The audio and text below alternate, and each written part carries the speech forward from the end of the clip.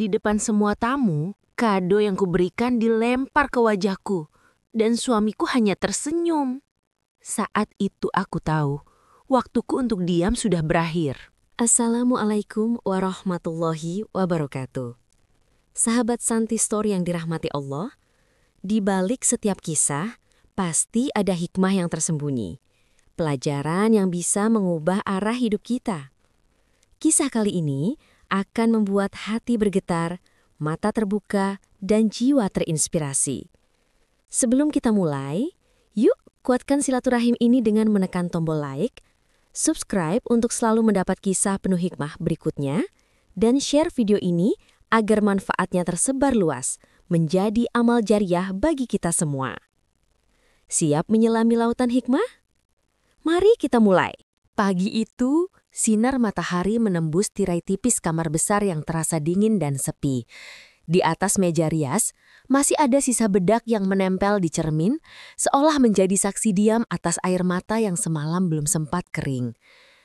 Ratu berdiri di depan jendela, menggenggam secangkir teh yang sudah lama kehilangan hangatnya. Di luar sana, suara burung samar-samar terdengar, tapi tak mampu menenangkan pikirannya yang sesak. Hari ini adalah hari ulang tahun suaminya, Arman. Sebuah hari yang seharusnya penuh kebahagiaan. Tetapi bagi Ratu, hari itu justru terasa seperti ujian yang lain lagi. Sejak pagi, rumah mereka sudah dipenuhi para pekerja dekorasi. Balon-balon berwarna emas dan putih dipasang di setiap sudut taman belakang. Aroma bunga segar dari floris terkenal memenuhi udara, menyatu dengan wangi kue ulang tahun bertingkat 3 yang baru saja datang. Ratu berjalan pelan ke dapur. Para asisten rumah tangga sibuk mempersiapkan hidangan pesta. Sementara dirinya berdiri di tengah ruangan, memperhatikan semuanya dalam diam. Ia memastikan semuanya sempurna. Bukan karena ingin pamer, tapi karena ia tahu satu kesalahan kecil saja bisa menjadi bahan gunjingan ibu mertuanya. "Bu Ratu, kado untuk Pak Arman sudah siap dibungkus?" tanya salah satu asisten dengan sopan. Ratu mengangguk pelan. Di tangannya ada kotak kecil berlapis kain blodur biru tua, berisi jam tangan mahal yang sudah ia pesan 2 bulan lalu. Bukan sembarang jam. Jam itu diukir dengan nama mereka berdua di bagian dalamnya, simbol cintanya yang masih berusaha ia pertahankan meski hatinya mulai lelah. "Sudah, tolong bungkus dengan pita putih, jangan yang emas," katanya tenang. "Saya tidak ingin terlihat berlebihan." Dalam suara tenangnya, tersembunyi getir yang sulit disembunyikan. Ia tahu, Arman tidak akan terlalu peduli pada kado itu. Lelaki itu sudah lama berubah, senyumnya tak lagi sama, tatapannya dingin, dan sikapnya seperti orang asing yang hanya kebetulan berbagi atap dengannya. Ketika Ratu menatap jam di pergelangan tangannya, waktu terasa berjalan lambat. Ia teringat perbincangan mereka malam tadi. "Apa kamu sudah pesan jas untuk pesta besok?" tanyanya lembut waktu itu. Arman bahkan tak menoleh dari ponselnya. "Sudah, ibu yang atur semua. Kamu urus saja bagian dekorasi, jangan sampai memalukan." Hanya itu. Tidak ada kata terima kasih, apalagi sapaan lembut seperti dulu. Ratu hanya tersenyum pahit, menatap punggung lelaki yang dulu pernah membuatnya percaya pada cinta. Kini, di pagi yang sama, suara deru mobil terdengar di halaman depan. Ratu menengok. Haji Sulastri, ibu mertuanya, turun dari mobil dengan langkah mantap. Busana kebayanya berkilau dan wajahnya terlihat tegas dengan senyum yang lebih mirip sindiran. "Ratu, kamu sudah siapkan semuanya?"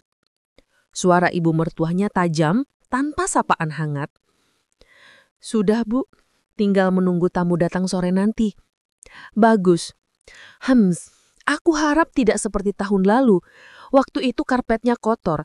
Tamu-tamuku sampai melihat ke bawah dengan jijik. Jangan ulangi kesalahan yang memalukan itu." "Baik, Bu." Ratu menunduk sopan, menahan rasa yang menyengat di dada. Tahun lalu, Karpet yang dimaksud sebenarnya dikotori oleh anak kecil tamu undangan, tapi semua kesalahan dilemparkan kepadanya. Ia ingat betul tatapan sinis ibu mertuanya malam itu. Tatapan yang membuatnya berjanji dalam hati untuk tidak menangis di depan siapapun lagi. Sore mulai datang. Para tamu berdatangan, satu persatu mobil mewah berhenti di halaman depan. Musik lembut mengalun dari pengeras suara. Lampu-lampu taman mulai menyala menciptakan suasana hangat dan megah. Semua orang terlihat bahagia, tertawa, berfoto, menikmati hidangan yang disajikan. Ratu berdiri di sisi panggung, memastikan acara berjalan lancar. Ia mengenakan gaun sederhana berwarna biru muda, tanpa perhiasan mencolok, tapi elegan dan sopan. Sekali lagi, ia memilih untuk tidak menyaingi mertua atau tamu-tamu sosialita yang hadir. Namun di antara keramaian itu, Arman tetap tak menatapnya. Lelaki itu sibuk menyambut tamu-tamu penting, tertawa lebar dengan sahabat-sahabatnya, bahkan sempat berdansa ringan dengan ibunya di tengah taman. Ratu menatap dari jauhan. Di dalam dadanya ada rasa asing yang sulit dijelaskan. Bukan hanya sedih, tapi juga kecewa yang mendalam. Ia meneguk napas panjang, mencoba menahan air mata yang mulai menumpuk di pelupuk matanya. Lalu terdengar suara ibu mertuanya. Cukup keras untuk menarik perhatian sebagian tamu. "Ratu, mana kadonya untuk Arman? Katanya kamu sudah menyiapkan sesuatu yang spesial, bukan?" Nadanya mengandung sindiran dan beberapa tamu melirik. Arman hanya tersenyum kecil, tidak berusaha menenangkan situasi. Ratu melangkah perlahan membawa kado itu di tangannya. Jantungnya berdetak cepat, bukan karena gugup, tapi karena firasat aneh yang menekan dadanya. Ia berdiri di depan suaminya, tersenyum kecil, lalu menyerahkan kado itu dengan kedua tangan. "Selamat ulang tahun," ucapnya pelan, suaranya hampir tenggelam di antara musik dan riuh tamu. Arman menerima kado itu tanpa ekspresi. Ia memutar tubuh sedikit, memperlihatkan kado itu kepada ibunya. Senyum Haji Sulastri menipis. Lalu tangannya menyentuh kotak beludur biru tua itu, seakan menilai-nilainya dari bungkus luar. "Dari kamu, Ratu." Nadanya mengandung sindiran. "Iya, Bu, untuk Arman." Seketika suasana terasa dingin. Beberapa tamu menahan diri agar tidak terlihat memperhatikan. Tapi mata mereka jelas tertuju pada 3 orang yang berdiri di tengah taman. Ratu menatap wajah suaminya, berharap setidaknya ia akan menengahi atau tersenyum. Tapi Arman malah mempalingkan wajah, meneguk minumannya, lalu berbicara pada tamu lain seolah tak terjadi apa-apa. Di dalam dada Ratu, ada sesuatu yang retak. Ia menatap ibu mertuanya dengan pandangan yang masih berusaha sopan, sementara tangannya sedikit gemetar menahan rasa yang sulit dijelaskan. Ia tidak tahu mengapa detik itu terasa panjang sekali, terlalu panjang bahkan untuk sekedar menyerahkan kado. Di dalam hatinya muncul pertanyaan yang belum berani ia jawab. Apakah hari ini hanya tentang ulang tahun Arman atau tentang kehancuran harga diriku yang berikutnya? Langit sore semakin temaram. Lampu-lampu mulai berkelip-kelip. Musik semakin keras dan suara tawa tamu makin menggema. Tapi di dalam hati Ratu ada sunyi yang begitu tajam.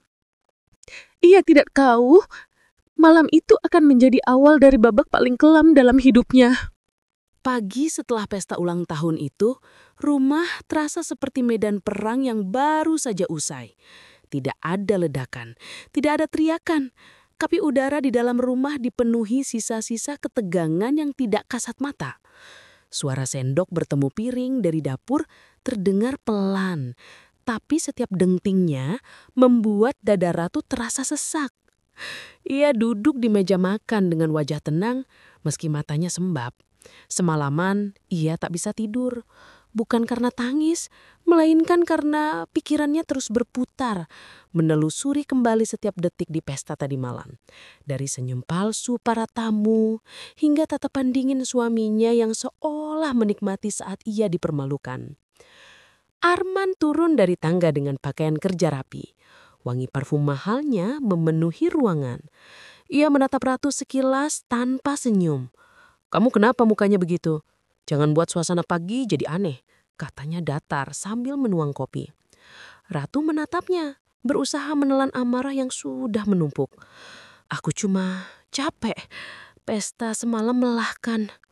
Arman menyeduh kopinya tanpa menoleh. "Ibu bilang kamu terlihat gugup di depan tamu. Katanya kamu bikin suasana jadi kaku." Kata-kata itu seperti pisau. Ratu menunduk, berusaha mengatur nafasnya agar tidak pecah. "Aku tidak gugup. Aku hanya tidak menyangka ibu mengomentari kado itu di depan semua orang." Arman menaruh cangkirnya agak keras. "Kamu tahu ibu seperti apa? Jangan terlalu baper, Ratu. Kalau kamu lebih tahu diri, ibu juga tidak akan bicara seperti itu." "Lebih tahu diri?" ulang Ratu lirih, nyaris tak percaya. "Ya, kamu itu menantu, bukan anak kandung. Jadi jangan bereaksi seolah-olah kamu pusat dari pesta itu." Hening, hanya suara detik jam yang terdengar dari dinding ruang makan. Ratu memandang wajah suaminya, lelaki yang dulu ia bela di hadapan keluarganya. Lelaki yang dulu ia yakini akan menjadi tempatnya bersandar. Tapi kini tatapan mata itu dingin, penuh jarak. Ia ingin bicara lebih banyak, tapi sesuatu dalam dirinya menahannya. Ia tahu percuma berdebat dengan seseorang yang sudah tidak punya empati. Arman beranjak pergi mengambil jasnya. Sebelum keluar, ia sempat menatap istrinya sebentar. "Besok ibu mau mampir. Tolong pastikan rumah rapi.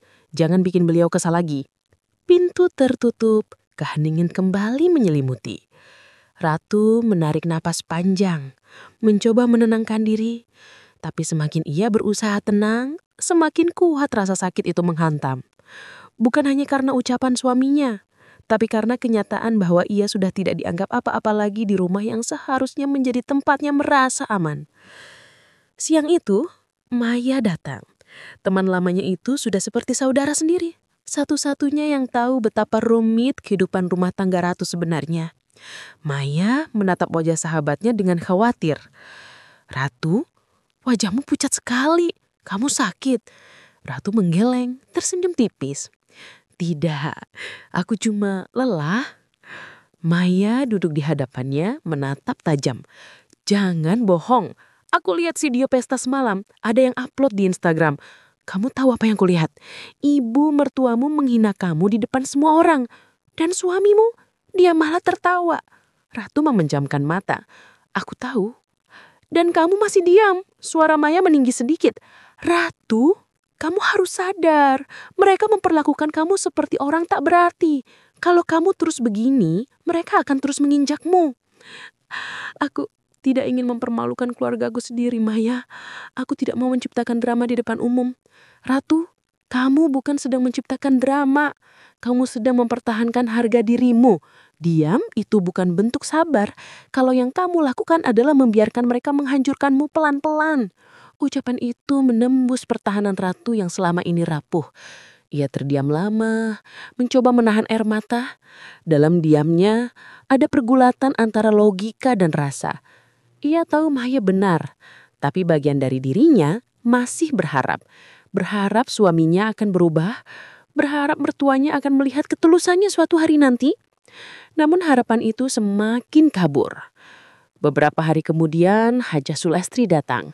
Seperti biasa, kedatangannya membawa aura tegang yang tidak bisa dijelaskan. Ia duduk di ruang tamu sambil menatap sekitar dengan pandangan menilai. "Ratu tidak ikut aku tadi ke butik. Aku pesan baju buat Arman. Mungkin kamu mau sekalian pesan?" Tanyanya suaranya tenang tapi syarat makna. Ratu duduk dengan sopan di hadapan mertuanya. "Tidak, Bu. Saya masih punya beberapa gaun yang belum sempat dipakai." "Gaun lama?" tanya Hajah Sulastri dengan senyum tipis. "Kamu harus tahu, Ratu, Menjadi istri Arman berarti kamu juga mewakili nama besar keluarga ini. Jangan sampai orang menilai Arman menikah dengan perempuan yang tak tahu cara menjaga penampilan. Setiap kata itu menusuk, tapi Ratu tetap tersenyum. Baik Bu, saya akan perhatikan. Haja Sulastri menatapnya lama, lalu berkata dengan nada yang dibuat seolah lembut, padahal menyindir. Kamu tahu, aku kasihan sama kamu. Arman itu orangnya banyak teman dari kalangan atas. Kadang aku khawatir kamu tidak bisa menyesuaikan diri. Tapi ya mudah-mudahan kamu bisa belajar. Ratu menggenggam tangannya di pangkuan, menahan perih yang mulai menjalar ke dada. Terima kasih atas perhatiannya Bu, saya akan berusaha. Ya, berusahalah. Karena kalau kamu tidak berubah, aku tidak yakin kamu bisa bertahan lama di keluarga ini. Ratu menatap punggung mertuanya yang beranjak ke mobil. Dari jendela ia melihat Arman membantu ibunya masuk. Mereka tertawa kecil, tampak sekali akrab. Ratu berdiri di balik tirai, menyaksikan semua itu dengan perasaan campur aduk antara kecewa, marah, dan takut kehilangan dirinya sendiri. Malamnya, ia duduk di balkon, menatap langit. Udara dingin menusuk tulang, tapi pikirannya justru semakin panas. Kata-kata Maya terus terngiang. Diam bukan bentuk sabar, Ratu. Diam itu membuat mereka menang. Ia menggenggam cangkir tehnya erat-erat, menatap bulan yang setengah tertutup awan. Untuk pertama kalinya, ia mulai berpikir bukan tentang bagaimana mempertahankan rumah tangganya, tapi bagaimana mempertahankan harga dirinya sendiri. Namun jauh dalam hati, ia juga tahu saat ia mulai belajar melawan, bukan hanya hidupnya yang akan berubah, tapi seluruh wajah keluarga itu juga akan berubah. Dan mungkin tidak akan ada jalan kembali setelahnya. Hari-hari berikutnya berjalan lambat dan sunyi, seperti ada sesuatu yang menggantung di udara. Tidak terlihat, tapi menekan. Ratu mulai kembali ke rutinitasnya. Namun semuanya terasa berbeda. Suara langkah Arman di koridor kini hanya mengingatkannya pada jarak. Tatapan suaminya yang dulu bisa membuat hatinya berdebar, kini hanya menimbulkan rasa asing. Pagi itu ia menyiapkan sarapan seperti biasa. Omelet kesukaan Arman, roti panggang, dan kopi hitam tanpa gula. Namun saat Arman turun dari lantai atas, ia langsung berkata tanpa menatap istrinya. Nanti malam aku ada acara kantor, jangan tunggu makan malam.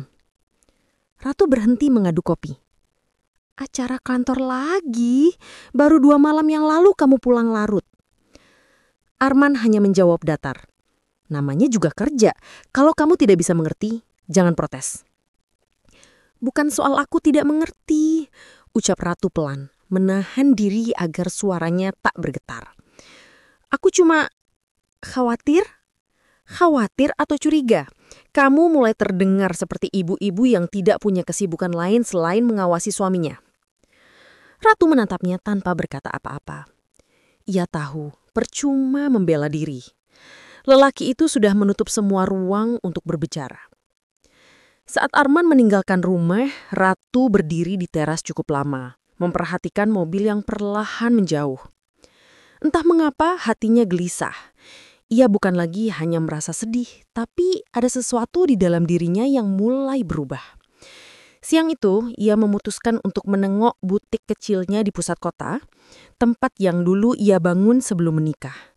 Butik itu dulunya menjadi sumber kebanggaannya, tapi setelah menikah, Arman memintanya berhenti bekerja dengan alasan tidak pantas istri pengusaha ikut jualan pakaian. Kini butik itu hanya dikelola oleh 2 karyawan setia. Begitu ia masuk, suasana hangat menyambut. Bau kain baru, suara mesin jahit, dan sapaan ramah dari Lila, salah satu pegawainya. Bu Ratu, sudah lama sekali nggak datang, sapa Lila dengan senyum lebar. Ratu membalas senyuman itu. Iya, aku kangen juga sama tempat ini. Bagaimana penjualan bulan ini? Lumayan Bu, tapi banyak pelanggan lama nanya, kenapa Ibu gak pernah muncul lagi? Kalimat itu membuat dada Ratu berdesir. Ia menyentuh rak kajangan, memandangi pakaian rancangan lamanya. Setiap helai kain seperti membawa potongan masa lalunya. Masa ketika ia merasa berarti, mandiri, dan punya kendali atas hidupnya. Maya tiba tak lama kemudian. "Aku tahu kamu pasti kesini," katanya sambil menepuk bahu Ratu. "Tempat ini selalu bisa bikin kamu waras lagi." Ratu menyumi kecil.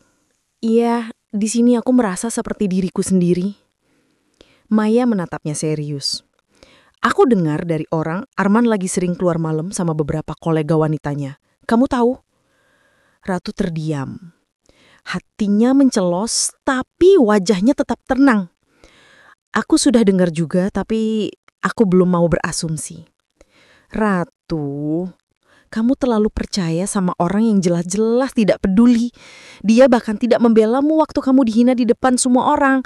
Kamu mau nunggu sampai apa?" Ratu menatap lantai.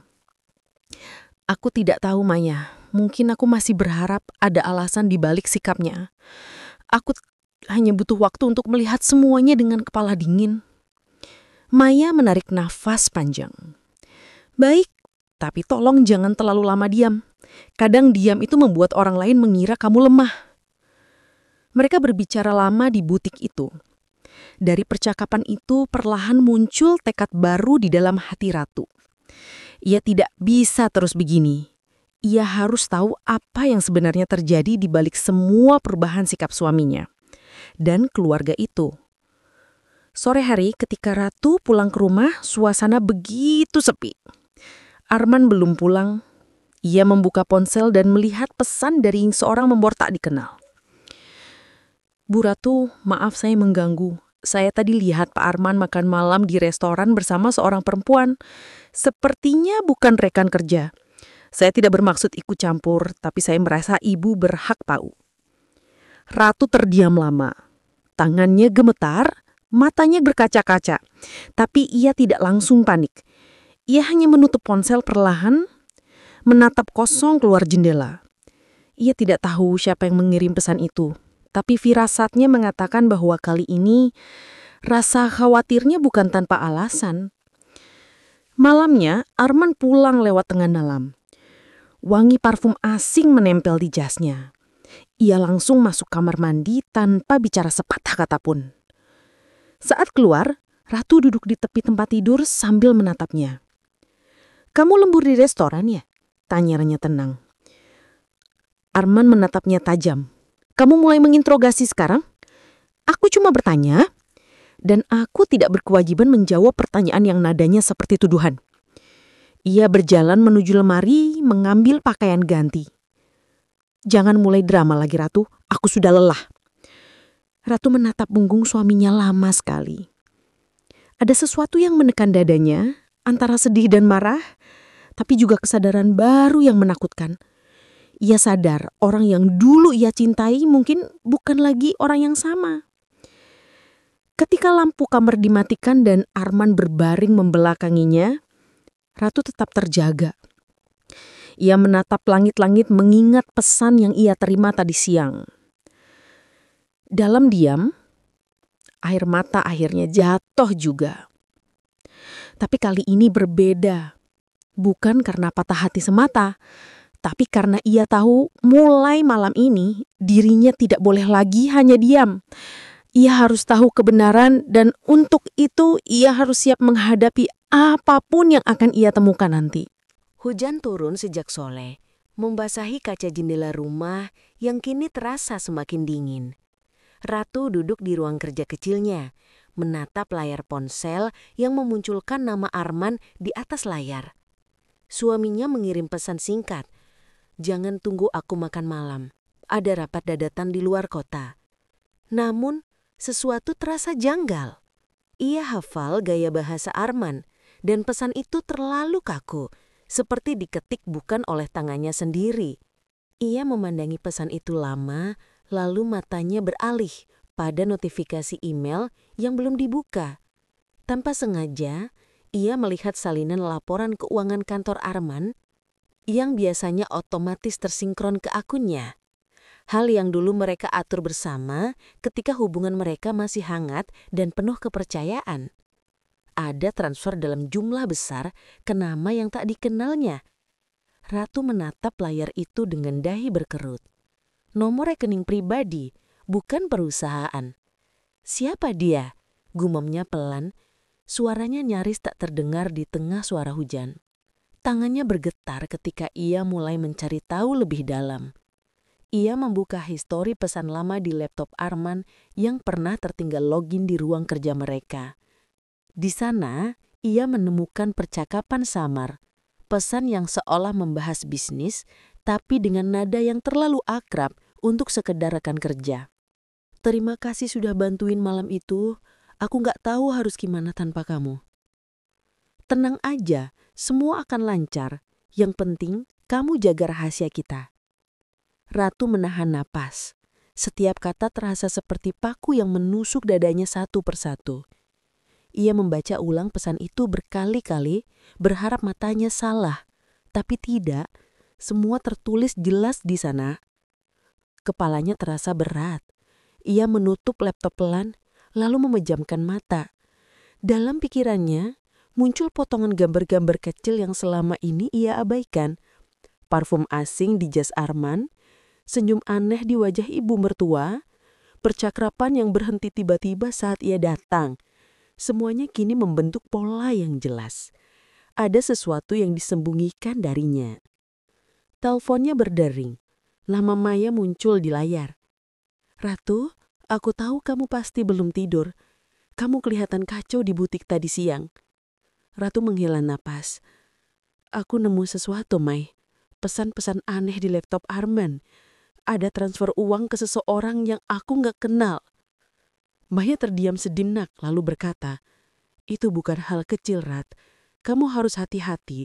Kalau benar dia melakukan sesuatu di belakangmu, kamu harus punya bukti kuat. Jangan cuma curiga. Aku takut, Mai.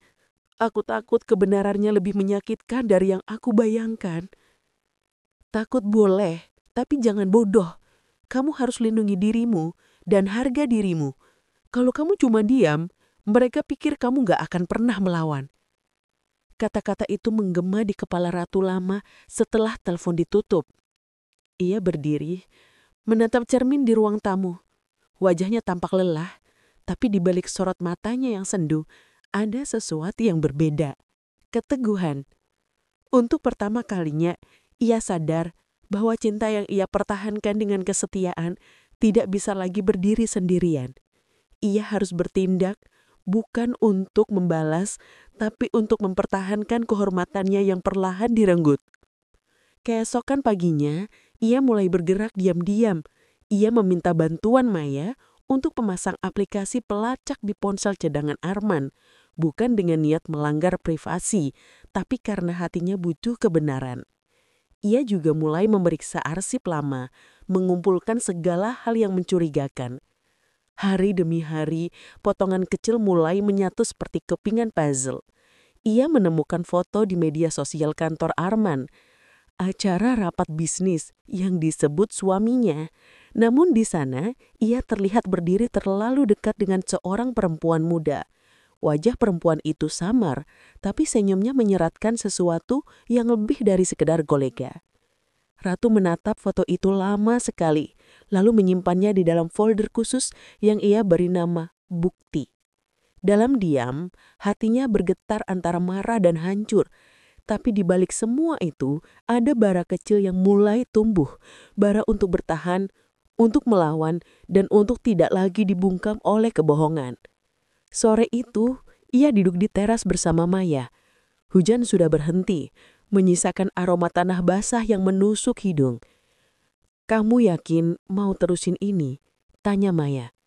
Kalau kamu gali lebih dalam, kamu harus siap sama apapun hasilnya. Ratu menatap langit yang mulai jingga. Aku lebih takut hidup dalam kebohongan, Mai.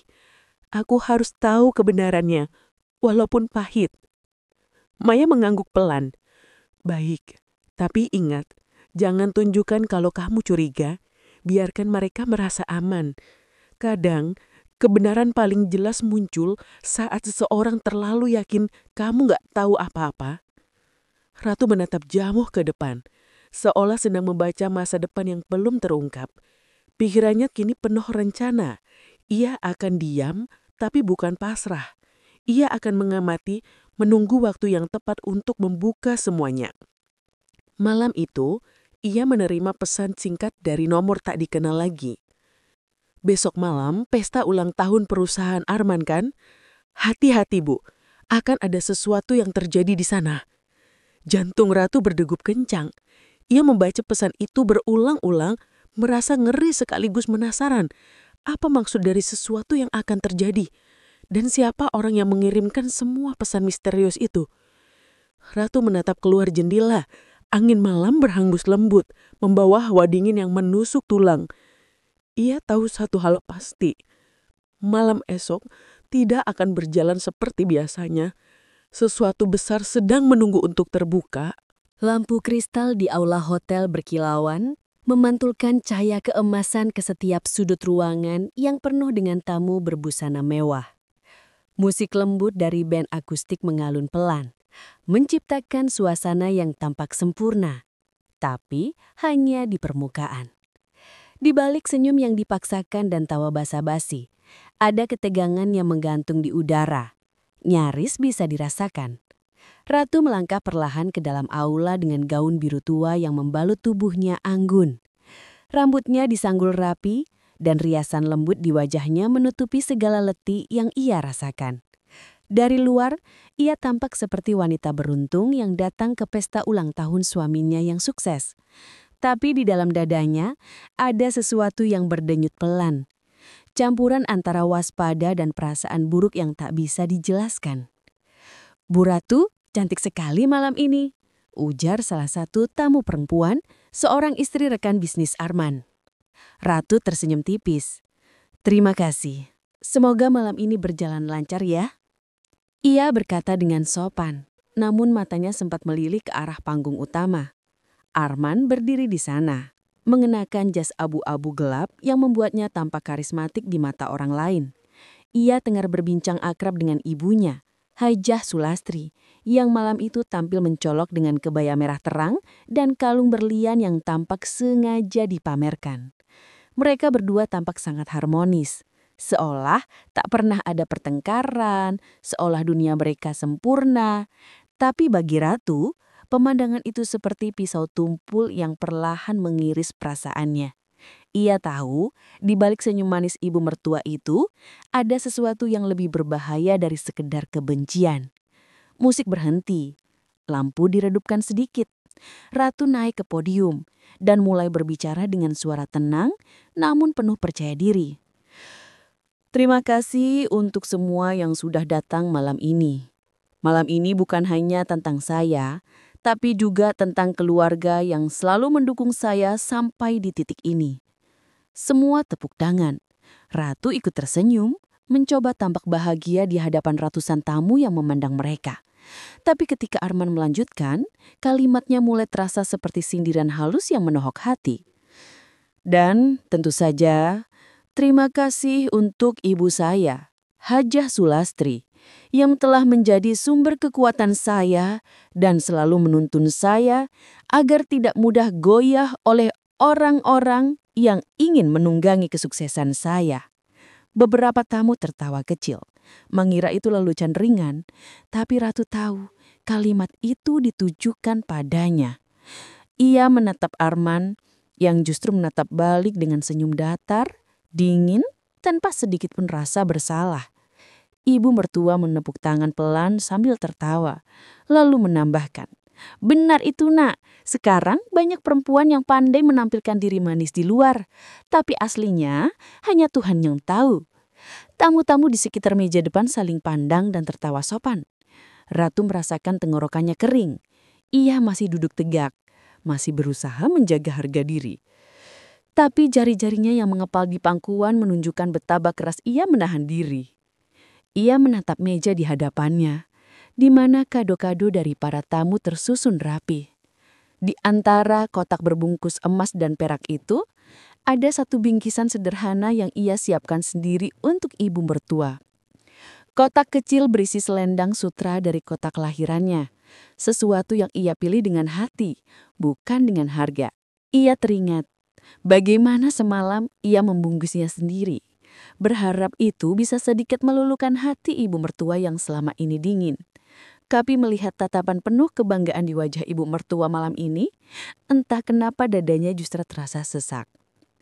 Sementara itu, Arman terus berbicara di atas panggung, menyebut nama-nama penting, mitra bisnis, teman lama, semua dengan nada ramah yang tampak sempurna. Ia tak sekalipun menatap ke arah istrinya. Ratu tahu, ini bukan lagi sekedar pesta ulang tahun. Ini panggung sandiwara besar, dan ia sedang dijadikan bagian dari pertunjukan yang tidak ia pahami naskahnya. Saat musik kembali dimainkan, Hajah Sulastri berdiri dari kursinya. Semua mata menoleh. Wanita itu tersenyum lebar. Suaranya tegas, namun bergetar karena mikrofon di tangannya. Baiklah, sebelum malam ini berakhir, izinkan saya memberikan sesuatu yang spesial. Sebuah kejutan untuk menantu tersayang kita, Ratu. Semua tamu menoleh ke arah Ratu. Ia berusaha tersenyum, meski dadanya seolah berhenti berdetak. "Ah, Ibu, saya tidak tahu kalau ada..." "Tentu saja kamu tidak tahu. Karena ini kejutan, sayang." Beberapa orang tertawa kecil. Arman menatap ibunya dengan ekspresi yang sulit dibaca, antara setuju dan menikmati. Ratu merasakan tubuhnya perlahan menegang. Di antara tawa dan gemerlap cahaya, ada sesuatu yang mengintai. Instingnya berteriak bahwa malam ini tidak akan berakhir manis. Seperti pesta keluarga biasa, Hajah Sulastri melangkah ke arah meja kado dengan langkah perlahan namun pasti. Setiap langkahnya menggemah di dalam dada Ratu. Ia mengambil satu kotak berbungkus biru, kado yang Ratu berikan tadi sore. Lalu dengan gestur dramatis, ia menatap para tamu sambil tersenyum. "Ini," katanya sambil mengangkat kotak itu, "adalah hadiah yang katanya dari menantuku tercinta. Mari kita lihat seberapa besar kasih sayangnya untuk ibunya sendiri." Ratu membeku di tempat. Ruangan yang tadinya ricuh perlahan sunyi. Semua mata kini tertuju pada mereka berdua. Pada seorang ibu mertua yang berdiri anggun di bawah sorotan lampu dan menantu yang duduk diam menahan nafas. Sesuatu di wajah Hajah Sulastri berubah. Tatapan matanya dingin, penuh amarah yang disembunyikan di balik senyum. Tangannya terangkat pelan, seolah bersiap melakukan sesuatu. Ratu menatapnya, jantungnya berdegup cepat. Ia tahu detik berikutnya akan menentukan segalanya. Dan tepat di saat Hajah Sulastri membuka mulutnya, semua suara musik berhenti. Ruangan menjadi sunyi senyap. Semua menunggu. Entah kejutan seperti apa yang akan terjadi di depan ratusan pasang mata itu. Semua mata kini tertuju pada Hajah Sulastri yang berdiri di tengah aula. Lampu kristal di langit-langit menyorotnya, membuat kebaya merahnya tampak menyala seperti bara. Kotak kado biru yang dibungkus rapi itu masih berada di tangannya. Namun cara ia menggenggamnya tampak bukan seperti seseorang yang hendak membuka hadiah, melainkan seperti seseorang yang siap melemparkan sesuatu. Ratu duduk di kursinya, tubuhnya tegang. Nafasnya berat, matanya tak lepas dari sosok ibu mertua yang kini mulai berbicara di depan mikrofon. "Lihatlah semua," suara Hajah Sulastri menggema lembut tapi menusuk. "Ini kado dari menantuku tercinta. Katanya hadiah istimewa untuk saya." Beberapa tamu tertawa kecil, beberapa lain saling berbisik, mencoba menebak apa yang akan terjadi. Dengan gerakan perlahan namun dramatis, Hajah Sulastri merobek kertas pembungkus hadiah itu. Potongan kertas berterbangan di udara. Dari dalamnya, keluarlah kotak kecil berisi selendang sutra berwarna krem. Sederhana namun elegan. Namun, ekspresi di wajah Hajah Sulastri berubah tajam. Senyumnya memudar berganti dengan tatapan merendahkan. "Selendang?" katanya pelan, nada suaranya berubah getir. "Hanya ini?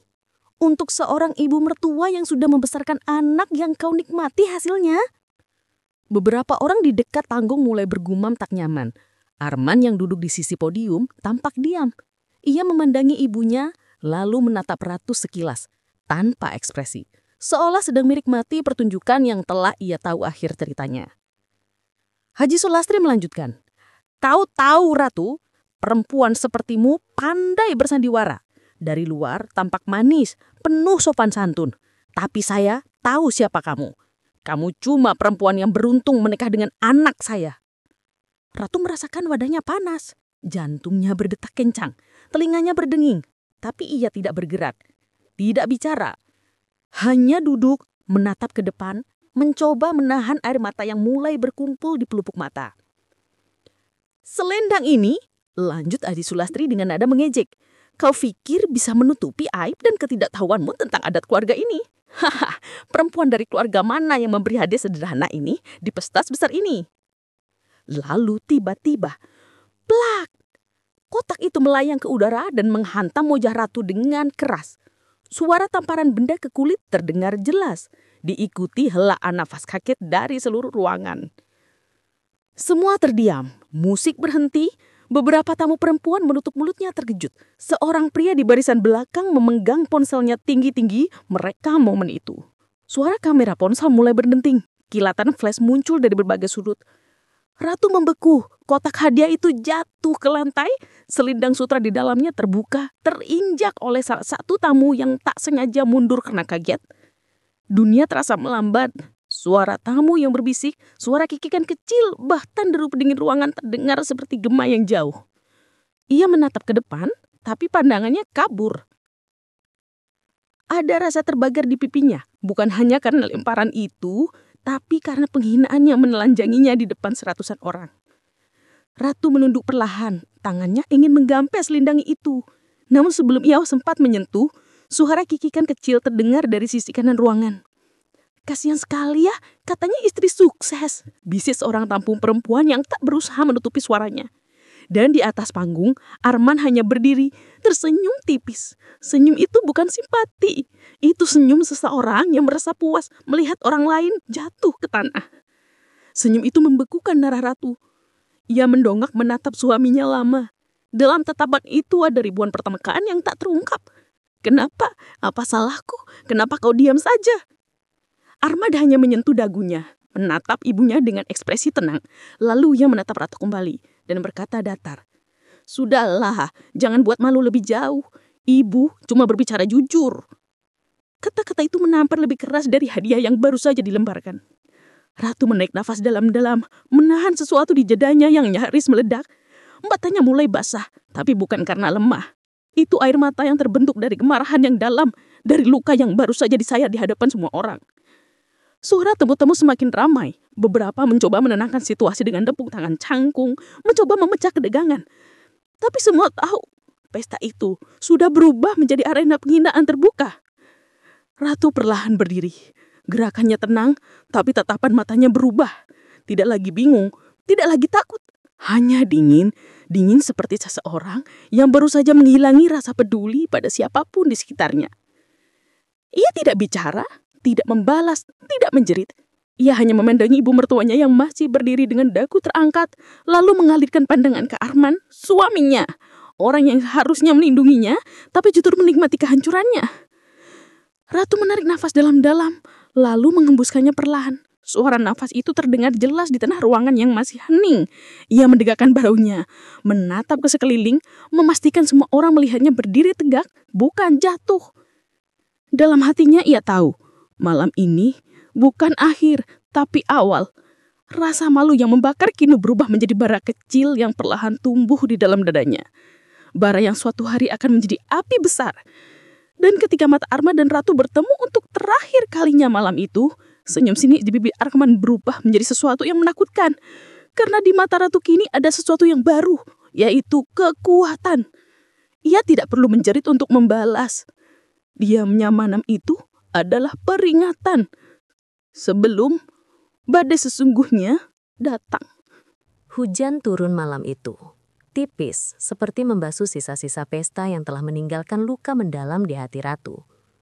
Rumah besar yang biasanya terasa hangat, kini begitu dingin. Gaun pesta yang tadi malam dikenakannya masih tergantung di kursi, berlumur noda kue dan air mata. Ia duduk di ruang tamu sendirian, memandang ke arah lampu gantung yang bergoyang pelan karena angin. Tak ada suara selain detik jam dinding dan sesekali petir di luar sana. Tapi di dalam pikirannya segalanya riuh. Suara tawa para tamu, sorak kecil saat hadiah itu menghantam wajahnya, dan senyum sinis Arman. Semua berputar seperti film yang diputar ulang tanpa henti. Malam itu, Ratu tidak menangis. Tidak lagi. Ada sesuatu yang lain tumbuh di dadanya. Dingin, terukur, namun menyala. Ia tahu, air mata hanya akan membuat mereka puas. Tangannya menggenggam ponsel, menatap pesan dari Maya yang masuk sejak sore. Aku sudah bilang dari dulu, Rat, mereka nggak akan pernah anggap kamu bagian dari keluarga itu. Sekarang waktunya kamu bangkit, bukan minta belas kasihan. Ratu membalas singkat. Aku siap, tapi kali ini aku tidak akan gegabah. Aku ingin mereka jatuh dengan tangan mereka sendiri. Keesokan harinya, Maya datang ke rumahnya dengan Fadli, seorang pengacara muda yang sudah lama menjadi teman mereka bertiga. Raut wajah Fadli berubah ketika Ratu menceritakan kejadian di pesta itu. Ia tidak hanya marah, tapi juga prihatin. "Ratu, kamu punya posisi kuat sebenarnya," ujar Fadli sambil membuka laptopnya. "Semua aset rumah itu atas nama kamu kan? Dan perusahaan keluarga Arman, aku dengar kamu ikut invest di dalamnya." Ratu mengangguk perlahan. "Iya, tapi selama ini aku serahkan pengelolaannya ke Arman. Aku hanya ingin keluarga kami utuh. Tapi setelah semua ini, aku sadar. Aku bahkan tidak tahu uangku sendiri kemana." Maya menatapnya tajam. "Kalau kamu mau balas, balas dengan kepala dingin. Jangan pakai emosi. Kamu harus tahu titik lemah mereka. Dan aku tahu satu hal. Ibu mertua kamu, Haji Sulastri, paling takut satu hal. Kehilangan nama baik." Ratu terdiam lama. Kata-kata itu seperti membuka pintu di pikirannya. Ia tahu benar, reputasi adalah segalanya bagi keluarga Arman. Mereka dikenal sebagai keluarga dermawan dan religius. Kerap muncul di berita sosial karena sumbangan besar dan kegiatan amal. Tapi di balik semua itu, banyak hal yang tidak seindah yang tampak di luar. Beberapa hari berikutnya, Ratu mulai bergerak diam-diam. Ia tidak lagi menghadiri acara keluarga, hanya memberi alasan ingin istirahat. Tapi setiap hari, ia bekerja dalam diam. Ia meminta bantuan Fadli untuk menelusuri transaksi perusahaan keluarga Arman. Beberapa catatan keuangan lama yang ia temukan di laci meja kerjanya membuat hatinya berdegup cepat. Ada banyak hal yang tidak beres. Transfer besar ke rekening pribadi atas nama yayasan sosial. Tapi dana itu tidak pernah tercatat dalam laporan pajak. Ratu duduk lama menatap data di layar laptopnya. Tangannya gemetar, tapi bukan karena takut. Ia mulai memahami permainan yang selama ini disembunyikan oleh Arma dan keluarganya. Malamnya, Maya datang lagi membawa sesuatu. "Aku dapat sesuatu dari kenalan di kantor pajak," katanya sambil menyerahkan amplop coklat. Di dalamnya ada fotokopi laporan keuangan salah satu yayasan milik Haji Sulastri. Angka-angka besar yang tidak pernah sampai ke penerima bantuan. "Ini bisa jadi senjata," ucap Maya lirih. Ratu menatap amplop itu lama, lalu mengangguk. "Aku tidak akan menggunakan ini untuk uang.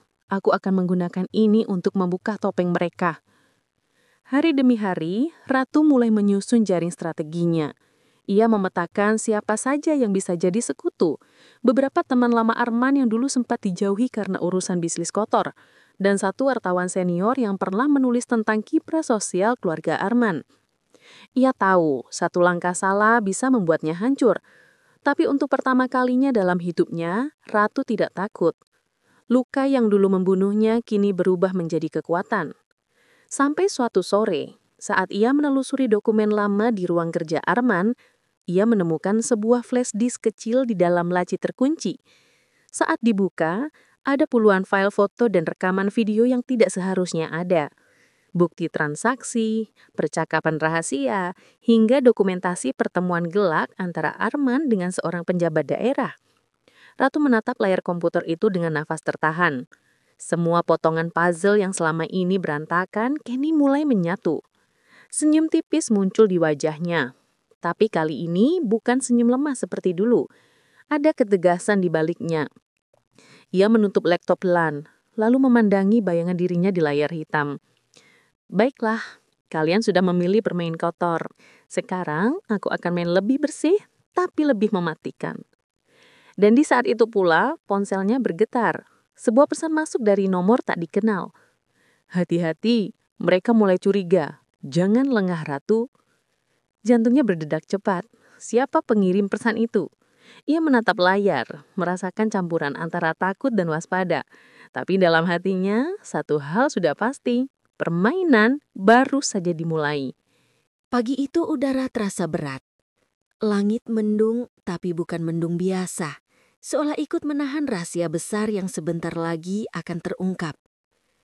Di meja ruang kerjanya, Ratu duduk tenang dengan secangkir teh hangat. Di layar laptopnya, sebuah email siap terkirim ke alamat seorang jurnalis senior yang selama ini ia percaya. Dimas, wartawan investigasi yang dikenal tak bisa dibungkam uang.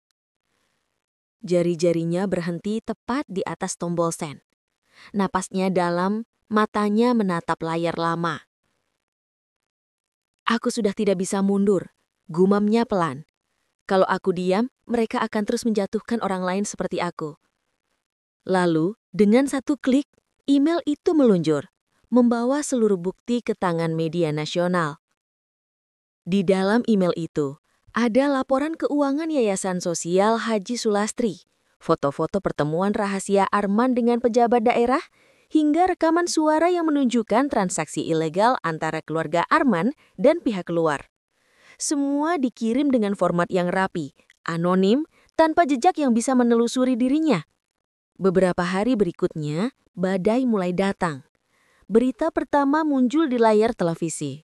Yayasan sosial ternama diduga terlibat penyalahgunaan dana bantuan. Nama keluarga Arman tidak disebut secara langsung, tapi semua orang tahu kemana arah berita itu mengarah. Foto kegiatan sosial Haji Sulastri yang dulu penuh senyum, kini diputar dengan ton suram dan kalimat tajam. Tak lama, berita kedua menyusul. Lebih berani, lebih detail. Di media sosial, video berdurasi 2 menit beredar luas, menampilkan potongan suara Arman berbicara tentang mengatur laporan dan menjaga citra keluarga. Kantor keluarga Arman mulai dikerubungi wartawan. Para karyawan berbisik-bisik, tetangga mulai menatap dengan tatapan ingin tahu bercampur sinis. Haji Sulastri jatuh sakit karena stres, dan Arman, untuk pertama kalinya kehilangan ketenangannya. Di rumah, Ratu masih tenang. Ia tidak pernah muncul di depan media, tidak mengeluarkan pernyataan apapun. Ia tetap menjalankan harian seperti biasa, mengantar anak sekolah, menerima tamu bisnis dan berusaha terlihat biasa. Tapi di balik itu, setiap langkahnya penuh perhitungan. Suatu malam, Maya datang membawa surat kabar pagi. "Lihat Rat, namanya udah muncul di headline," katanya sambil meletakkan koran di meja. Tulisan besar di halaman depan berbunyi, "Keluarga dermawan tersandung kasus dana fiktif. Arman dan ibu kandung diperiksa." Ratu menatap berita itu tanpa ekspresi. Akhirnya semua yang mereka sembunyikan mulai terungkap. Ujarnya lirih, "Tapi aku tahu ini baru permulaan. Mereka tidak akan diam." Benar saja. Hari berikutnya, Arman datang ke rumahnya dengan wajah kusut. Dasi tak lagi rapi, matanya merah, suaranya bergetar antara marah dan ketakutan. "Ini kamu yang lakukan kan?" katanya tanpa basa-basi. "Kamu yang kirim bukti-bukti itu." Ratu menatapnya datar. "Kalau memang kamu bersih, kenapa takut?" Arman mendekat. Suaranya meninggi. "Kamu pikir kamu bisa hancurkan aku begitu saja? Aku ini suamimu, Ratu. Kamu gak tahu apa yang kamu mulai." Ratu tidak bergeming. "Justru aku tahu. Aku tahu terlalu banyak. Kamu, ibumu, semua permainan kalian. Aku diam selama ini bukan karena bodoh, tapi karena aku masih percaya kamu bisa berubah. Tapi sekarang, tidak ada lagi yang tersisa untuk diselamatkan." Suasana menegang. Arman mengepalkan tangan, menatapnya tajam. Tapi sesuatu di wajah Ratu membuatnya tak bisa melanjutkan. Tatapan mata istrinya tak lagi lembut seperti dulu. Ada kekuatan yang menakutkan di sana. Dingin, tapi pasti. Beberapa hari kemudian, berita semakin meluas. Rekening yayasan dibekukan, pihak kepolisian mulai memanggil saksi-saksi, dan beberapa perusahaan rekanan menarik kerjasama. Nama besar keluarga Arman yang dulu menjadi simbol kehormatan, kini menjadi bahan cibiran publik. Namun, di balik semua itu, Ratu tidak merasakan kepuasan. Setiap kali melihat wajah anaknya yang polos, ada rasa bersalah yang tumbuh. Ia tahu, apapun yang terjadi antara dirinya dan Arman, anak mereka tidak bersalah. Tapi luka yang ditinggalkan oleh penghinaan itu terlalu dalam untuk dibiarkan. Di tengah badai media, Arman mulai kehilangan kendali. Ia kehilangan pekerjaan, rekening pribadinya diselidiki, dan ibunya terus menekan agar ia mengambil kembali kendali dengan cara apapun. Sampai suatu malam, Ratu menerima telepon dari nomor tak dikenal. Suara di seberang terdengar panik. "Bu Ratu, ini satpam kompleks. Mohon maaf, tadi Pak Arman datang, beliau mencoba masuk ke rumah dengan paksa. Kami sudah menahan, tapi beliau tanpa emosional sekali." Darah Ratu seakan berhenti mengalir. Ia berdiri terpaku menggenggam ponsel. Di luar jendela, hujan turun deras. Petir menyambar menyinari langit sesaat. Ia tahu langkah Arman selanjutnya tidak lagi rasional. Lelaki itu sedang berada di ujung jurang. Dan jika tidak hati-hati, ia bisa menyeret siapapun bersamanya. Namun, Ratu tetap berdiri tenang di ruang tamunya. Ia menatap keluar jendela, matanya tajam menembus gelap malam. Kalau ini perang yang dia mau, aku sudah siap. Tapi kali ini, aku tidak akan membiarkan siapapun terluka, terutama anakku. Hujan terus turun deras, seolah menyembunyikan isak yang hampir keluar dari tenggorokannya. Di kejauhan, suara sirena mulai terdengar. Dan di balik tirai, siluet seseorang berdiri di luar pagar rumahnya. Tak bergerak. Bayangan itu tidak lain adalah Arman. Dan dari tatapan matanya yang liar, Ratu tahu, badai sesungguhnya baru akan mulai. Hari itu, aula hotel mewah di pusat kota kembali penuh oleh wajah-wajah familiar, para donatur, pejabat, sosialita, dan media. Ironisnya, acara yang dulu selalu dipenuhi tawa dan sanjungan, kini dihadiri dengan bisik-bisik tajam dan tatapan penuh rasa ingin tahu. Spanduk besar bertuliskan konferensi pers klarifikasi Yayasan Citra Harapan membentang di panggung utama. Di tengahnya, Haja Sulastri duduk dengan wajah tegang dan make up tebal yang nyaris tak mampu menyembunyikan kerutan panik di sudut matanya. Arman duduk di sampingnya, berjas gelap, tapi tatapannya kosong. Tangannya menggenggam erat mikrofon, terlalu erat, seolah itu satu-satunya pegangan yang tersisa dari hidupnya yang perlahan runtuh. Ratu duduk di barisan depan, tenang. Busananya sederhana namun berkelas, warna krem lembut yang kontras dengan aura tegang ruangan. Di sampingnya, Maya mengawasi dengan pandangan tajam, siap bereaksi bila sesuatu terjadi. Acara dimulai dengan suara pembawa acara yang terdengar kaku. Hari ini, pihak Yayasan Citra Harapan akan memberikan klarifikasi resmi mengenai tuduhan penyalahgunaan dana bantuan dan laporan yang beredar di media. Kamera televisi mulai menyorot. Lampu-lampu sorot menyilaukan. Haja Sulastri menarik napas panjang dan mulai berbicara dengan nada dibuat tenang. Kami adalah keluarga yang selama ini mengabdi pada masyarakat. Semua isu yang beredar hanyalah kesalahpahaman dan fitnah yang disebarkan oleh pihak-pihak yang tidak bertanggung jawab. Bisik-bisik mulai terdengar. Ratu menatap lurus ke depan, tanpa ekspresi. Lalu Arman mengambil alih mikrofon. Suaranya berat, sedikit bergetar. Saya ingin menegaskan, keluarga kami tidak pernah melakukan penyelewengan apapun. Kami hanya korban dari manipulasi seseorang yang memiliki dendam pribadi terhadap kami. Kata-kata itu membuat jantung Ratu berdeku pelan. Ia menatap Arman dan sesaat mata mereka bertemu. Tatapan yang dulu penuh cinta kini kosong dan dingin, seolah dua orang asing yang tak pernah saling mengenal. Sebelum Ratu sempat berpikir lebih jauh, seorang jurnalis mengangkat tangan dan bertanya lantang. Kalau begitu bagaimana dengan rekaman suara yang beredar, Pak Arman? Suara Anda jelas terdengar di sana, membicarakan soal mengatur laporan keuangan, menghapus jejak. Apa itu juga fitnah? Arman terdiam. Haja Sulastri mencoba menimpali. Itu hasil editan, jangan percaya. Namun tiba-tiba suara lain memotong dari arah kursi depan. Suara Ratu. Kalau itu editan, kenapa naskah aslinya ada di tangan saya? Semua kepala menoleh. Ratu berdiri pelan. Langkahnya tenang menuju panggung. Para jurnalis mulai menyalakan kamera. Lampu blitz berkelap-kelip seperti kilatan petir. Arman mematung, wajahnya kehilangan warna. Ratu membuka tas kecilnya, mengeluarkan flashdisk kecil berwarna hitam. Ia menatap penonton, suaranya lembut tapi tegas. Saya Ratu, mantan Ketua Divisi Sosial Yayasan Citra Harapan, sekaligus istri dari Arman Pratama. Selama 3 tahun saya terlibat dalam kegiatan yayasan ini, saya menyaksikan banyak hal yang saya coba diamkan demi menjaga kehormatan keluarga. Tapi hari ini, saya tidak akan diam lagi. Ruangan menjadi hening. Ratu menatap lurus ke depan, tanpa ekspresi. Lalu Arman mengambil alih mikrofon. Suaranya berat, sedikit bergetar. Saya ingin menegaskan, keluarga kami tidak pernah melakukan penyelewengan apapun. Kami hanya korban dari manipulasi seseorang yang memiliki dendam pribadi terhadap kami. Kata-kata itu membuat jantung Ratu berdegup pelan. Ia menatap Arman dan sesaat mata mereka bertemu. Tatapan yang dulu penuh cinta kini kosong dan dingin. Seolah 2 orang asing yang tak pernah saling mengenal. Sebelum Ratu sempat berpikir lebih jauh, seorang jurnalis mengangkat tangan dan bertanya lantang. Kalau begitu, bagaimana dengan rekaman suara yang beredar, Pak Arman?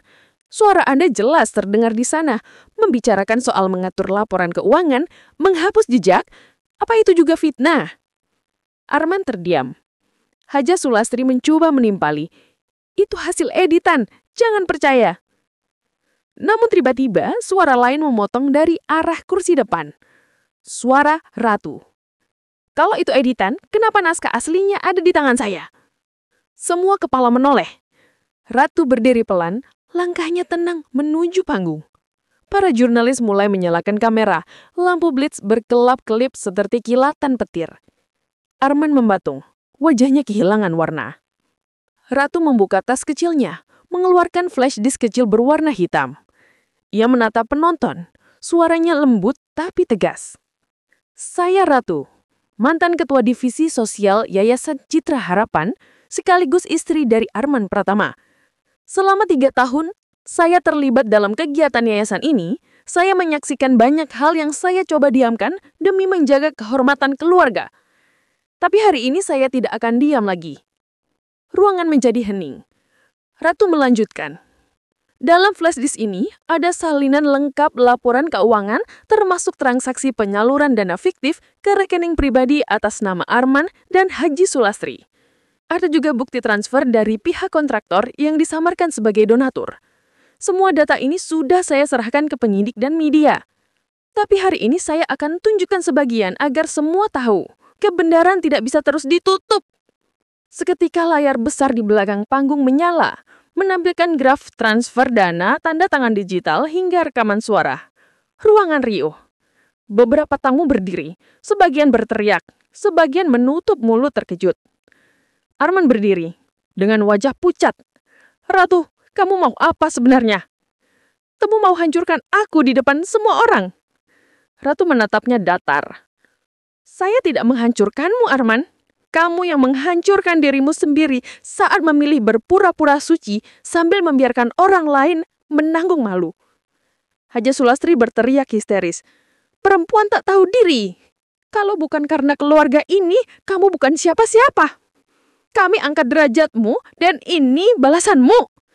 Ratu tersenyum getir. Kalian tidak mengangkat derajatku, Bu. Aku yang menjaga nama keluarga ini agar tetap terhormat, bahkan saat kalian menginjak harga diriku di depan tamu undangan waktu itu. Saya diam, tapi bukan berarti kalah. Aku hanya menunggu waktu yang tepat untuk berdiri lagi, tanpa rasa takut. Kata-kata itu menghantam ruangan seperti petir. Arman menunduk, wajahnya memerah menahan amarah dan rasa malu. Ia menatap ibunya yang mulai terisak. Lalu kembali ke arah Ratu. Tatapan matanya campur aduk antara marah, menyesal, dan tak percaya. Kau berubah, Ratu. Kau bukan perempuan yang dulu lagi. No, aku bukan perempuan yang dulu. Aku belajar bahwa diam terlalu lama hanya membuat orang lain menginjak lebih dalam. Semua kamera menyorot mereka. Haja Sulastri roboh ke kursi, dikelilingi astispan dan kerabat. Para tamu mulai beranjak satu persatu, meninggalkan panggung yang kini berubah menjadi arena kehancuran keluarga besar yang dulu diagungkan. Arman berusaha bicara lagi, tapi suaranya tenggelam di antara suara wartawan yang saling bertanya, lampu kamera yang menyala, dan bisik-bisik yang menyayat telinga. Ratu berdiri tegak. Matanya menatap Arman untuk terakhir kalinya. Bukan dengan kebencian, tapi ketegasan. Aku pernah mencintaimu sepenuh hati, Arman. Tapi cinta tidak bisa tumbuh di atas penghinaan dan kebohongan. Sekarang terserah kamu, mau mempertahankan kehormatanmu atau menanggung semuanya sendirian. Ia melangkah pergi dari panggung, melewati barisan kamera dan wartawan yang berusaha mengajukan pertanyaan. Suara teriakan dan kilatan cahaya tak lagi mengusiknya. Di belakangnya, terdengar suara benda jatuh. Mungkin mikrofon, mungkin seseorang yang kehilangan kendali. Ratu tidak menoleh. Langkahnya mantap menuju pintu keluar, di mana mayat sudah menunjuk dengan mata berkaca-kaca. Rat, kamu yakin ini yang terbaik? Tanya Maya lirih. Ratu berhenti sejenak, menatap langit-langit aula yang kini bergaung kosong. Yang terbaik tidak selalu mudah, Mai. Tapi aku sudah terlalu lama hidup di bayang-bayang mereka. Hari ini, aku berdiri untuk diriku sendiri. Maya menggenggam tangannya erat. Namun sebelum mereka benar-benar melangkah keluar, suara teriakan Arman menggema dari dalam aula. Suara yang mengguncangkan hati siapapun yang mendengarnya. Ratu, jangan pergi dulu. Kau belum tahu semuanya. Ratu berhenti di ambang pintu. Tatapannya berubah, campur antara penasaran dan waspada. Dan di sanalah, di tengah sorotan kamera dan tatapan semua orang, cerita mereka belum benar-benar berakhir. Sesaat udara di ruangan terasa beku. Ratu menatap ke arah Arman yang berdiri goyah di panggung. Dan dalam hati kecilnya, ia tahu, apapun yang keluar dari mulut laki itu setelah ini akan menentukan akhir dari segalanya. Udara pagi itu berat, seperti sisa badai yang belum benar-benar reda. Rumah mewah keluarga Arman kini tidak lagi seramai dulu. Lantainya masih mengilap, lampu gantungnya masih berkilau. Tapi suasananya dingin, bukan dingin karena pendingin ruangan, melainkan karena tidak ada lagi tawa yang hangat. Sejak malam pesta itu, kabar tentang kejadian memalukan menyebar cepat. Video dan foto-foto tersebar di grup keluarga besar, bahkan sampai ke lingkungan kerja Arman. Tidak ada yang tahu pasti siapa yang pertama membocorkannya, tapi yang jelas semuanya berubah setelah malam itu. Ratu berdiri di depan cermin besar di ruang tamunya. Wajahnya tampak lelah, tapi di balik matanya ada ketenangan baru. Bukan pasrah, tapi lebih seperti seseorang yang akhirnya berhenti melarikan diri dari kenyataan. Ia masih bisa merasakan sisa sakit dari penghinaan itu. Tapi rasa itu kini berubah menjadi bahan bakar. Sakit ini harus ada gunanya, batinnya. Arman sudah beberapa hari tidak pulang. Setelah kejadian di pesta, dia menghilang, katanya sedang menenangkan diri. Tapi Ratu tahu, Arman tidak sedang menenangkan diri. Ia lebih takut pada pandangan orang daripada menghadapi kebenaran. Rumor beredar kalau proyek besar yang dibangga-banggakannya dibatalkan karena reputasi keluarga yang hancur. Beberapa rekan bisnis mulai menjaga jarak. Ibu Haja Sulastri dikabarkan jatuh sakit karena stres. Meski banyak yang berbisik, penyakitnya bukan karena tubuh, tapi karena malu. Di sisi lain, Ratu mulai perlahan menata hidupnya. Ia tidak lagi terjebak di rumah besar itu. Ia pindah sementara ke rumah kontrakan kecil di pinggiran kota, jauh dari tatapan sinis dan bisik-bisik orang. Di tempat sederhana itu, ia mulai bekerja kembali di butik lamanya yang dulu ia tinggalkan demi menjadi istri sempurna. Setiap pagi, ia bangun lebih awal, menyapu halaman sempit, menyiapkan sarapan, lalu membuka toko dengan senyum. Orang-orang di sekitar menyapanya tanpa tahu siapa dia dulu. Untuk pertama kalinya setelah sekian lama, ia merasa hidupnya milik sendiri. Namun di balik ketenangan itu, masih ada sesuatu yang belum selesai. Beberapa kali, pesan dari nomor tak dikenal masuk ke ponselnya. Foto-foto dari pesta, komentar sinis, bahkan berita gosip di media online yang memelintir fakta. Mereka pikir aku sudah jatuh dan tak bisa bangkit, gumamnya sambil menatap layar ponsel. Tangannya menggenggam erat, matanya menatap jauh. Ada sesuatu yang sedang ia rencanakan. Entah untuk memulihkan nama baiknya atau mungkin untuk menuntut keadilan dengan caranya sendiri. Sore itu, ia menerima tamu tak terduga. Seorang wanita muda datang ke butiknya. Wajahnya ragu-ragu tapi penuh rasa ingin tahu. "Maaf, Bu Ratu," katanya pelan. "Saya dulu tamu di pesta itu. Saya lihat sendiri semua yang terjadi. Saya tahu Ibu tidak salah. Ada sesuatu yang harus Ibu tahu." Ratu menatapnya lekat. Untuk sesaat, dunia terasa berhenti berputar. Wanita itu lalu mengeluarkan flash disk dari tas kecilnya. "Semua yang sebenarnya terjadi terekam di sini," katanya lirih. "Saya kira Ibu berhak tahu siapa yang sebenarnya merencanakan semua itu." Ratu Yu diam, jantungnya berdebar keras. Ia menerima benda kecil itu dengan tangan bergetar, seolah sedang menggenggam kunci menuju kebenaran yang selama ini disembunyikan darinya. Malam itu, setelah butik tutup, ia duduk sendirian di depan laptop 2 di kamarnya. Saat file di dalam flash disk itu terbuka, layar menampilkan sesuatu yang membuat napasnya tersegak.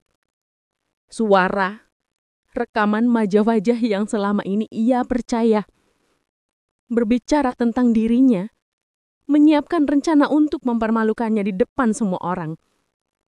Dan di antara semua suara itu, terdengar jelas satu suara yang paling ia kenal. Suara Arman. Ia menutup mulutnya, menahan tangis yang ingin pecah. Baunya bergetar, matanya memerah. Tapi tidak ada air mata yang jatuh. Yang tersisa hanya diam panjang. Dan dalam diam itu, tumbuh tekad baru. Ia menatap cermin di hadapannya. Menatap wanita yang kini berbeda. "Kalau ini cara mereka menghancurkanku," bisiknya pelan, "aku akan bangkit, tapi bukan untuk menangis. Aku akan pastikan mereka menyesal." Kamera imajinaskan menyoroti wajahnya yang kini tegas, dengan tatapan tajam yang menyimpan rencana besar. Entah itu untuk memulihkan nama baiknya, atau mungkin untuk membalas luka dengan cara yang jauh lebih elegan. Dan di luar sana, dunia belum tahu bahwa badai yang mereka kira sudah reda, baru saja mulai berputar kembali. Beberapa bulan berlalu sejak malam itu. Dunia Ratu tak lagi sama, tapi ia tak lagi ingin mengembalikannya seperti semula. Luka-luka yang dulu begitu dalam, kini berubah menjadi tanda yang membuatnya kuat.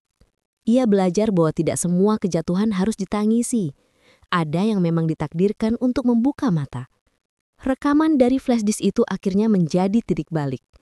Ia tak langsung mengumbar pada dunia, tak juga membalas dengan cara kotor. Ratu memilih diam dan menyusun langkah dengan hati-hati. Ia tahu, pembalasan yang tergesa hanya akan membuatnya tampak kecil. Ia ingin menegakkan kebenaran, bukan sekedar memuaskan amarah. Dengan bantuan pengacaranya, ia menyerahkan bukti-bukti manipulasi itu pada pihak yang tepat. Tak butuh waktu lama, semua kebohongan keluarga Arman mulai terbuka. Arman dicopot dari jabatannya karena skandal etika dan penyalahgunaan dana proyek. Hajah Sulastri yang selama ini menjunjung nama keluarga di mata masyarakat terpaksa menarik diri dari organisasi sosialnya karena rasa malu. Namun Ratu tidak hadir untuk menyaksikan kejatuhan mereka. Ia sudah terlalu jauh melangkah untuk menoleh ke belakang. Saat semuanya terbongkar, ia sedang berada di butik barunya di pusat kota, tempat yang ia bangun dari nol dengan tangannya sendiri. Butik itu ramai, dipenuhi pelanggan yang menyukai desainnya yang elegan dan bermakna. Setiap jahitan terasa seperti serpihan kisah hidupnya.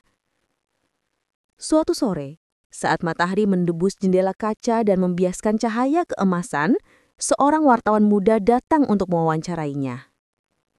"Bu Ratu," katanya sopan, "banyak orang mengagumi ketegaran ibu setelah semua yang terjadi. Apa rahasianya bisa bangkit sekuat itu?" Ratu menyenyum. Senyum yang kali ini bukan topeng, melainkan kejujuran. "Rahasianya sederhana. Saya berhenti menunggu orang lain meminta maaf. Saya belajar memaafkan diri sendiri terlebih dahulu." Wartawan itu menunduk hormat. Ratu melangkah ke jendela, menatap langit yang mulai berubah jingga. Dalam pantulan kaca, ia melihat bayangan dirinya dulu. Perempuan yang pernah remuk, tapi kini berdiri tegak. Beberapa hari kemudian, ia menerima kabar bahwa Arman jatuh sakit. Ratu sempat ragu, tapi akhirnya ia datang menjenguk. Di kamar rumah sakit itu, Arman tampak rapuh. Wajahnya pucat, matanya redup. Saat melihat Ratu, ia menunduk. "Maafkan aku," bisik Calirih. "Aku terlalu sombong, terlalu takut kehilangan gengsi." Ratu duduk di kursi di samping ranjang, menatap pria yang dulu ia cintai habis-habisan. "Kesalahanmu terlalu banyak untuk dilupakan, tapi aku tidak ingin membawa kebencian selamanya. Aku sudah memaafkanmu, Arman, tapi bukan untuk kembali, melainkan agar aku bisa benar-benar bebas." Arman menangis. Ratu berdiri, merapikan syalnya, lalu melangkah pergi. Ia tidak menoleh lagi. Di luar ruangan, udara terasa lebih ringan dari sebelumnya. Untuk pertama kalinya dalam hidupnya, ia merasa damai tanpa harus membuktikan apapun. Hari berganti tahun. Nama Ratu kini dikenal sebagai pengusaha perempuan inspiratif. Ia sering diundang memberi motivasi di seminar dan acara sosial. Tapi setiap kali berdiri di panggung, ia selalu menyelipkan kalimat yang sama di akhir pidatonya. Hidup tidak selalu berjalan adil. Kadang orang yang paling kita percaya justru yang pertama menusuk. Tapi percayalah, kita tak akan pernah kalah jika tak menyerah. Luka boleh membekas, tapi jangan biarkan luka itu membuat kita berhenti melangkah. Karena kekuatan sejati bukan pada membalas, tapi pada keberanian untuk bangkit dan menjadi lebih baik. Setelah itu ia selalu menunduk sejenak, seolah berbicara pada dirinya sendiri yang dulu, perempuan yang pernah dipermalukan, dijatuhkan, tapi tak pernah benar-benar kalah. Langit senja menggantung di luar jendela, lembut dan hangat. Dan di tengah cahaya yang memudar itu, Ratu tahu, akhirnya ia telah pulang pada dirinya sendiri.